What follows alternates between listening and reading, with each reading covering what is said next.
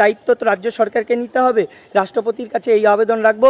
এমনকি যদি আমরা দেখি যে সুরাহা পাওয়া যাচ্ছে না, আমরা ইমিডিয়েটলি, এটা তো আমাদের কাছে মৃত্যুদণ্ডের শামিল, আমরা রাষ্ট্রপতির কাছে আমাদের এবং আমাদের পরিবারের সকলের স্বেচ্ছা মৃত্যুর আবেদন জানাবো। তারাও আমাদের নিয়ে খেলছে শুধু আপনার কারণেই।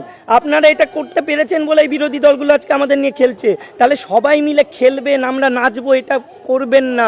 সবাই মিলে ভাবুন, আমাদেরকে এই রক্ষা করুন এই জায়গাটায়।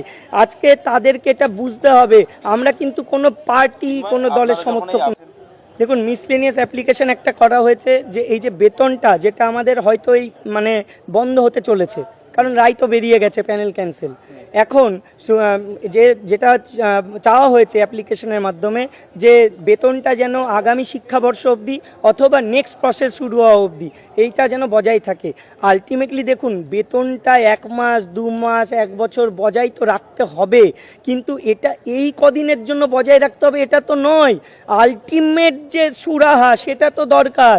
আলটিমেট সুরাহা হচ্ছে যেভাবে আছি এইভাবে আমাদের চাকরিটা রিটায়ারমেন্ট অবধি রেখে দেওয়া। সেইটা কিভাবে হবে সেইটা ভাবতে হবে। আরো বিভিন্ন খবরের আপডেট জানতে নজর রাখুন ডে 21 নিউজ টিভির পর্দায়। আর অবশ্যই সাবস্ক্রাইব করুন ডে 21 নিউজ টিভি। আপনাদের একটি সাবস্ক্রিপশন আমাদের কাছে অত্যন্ত মূল্যবান। ধন্যবাদ।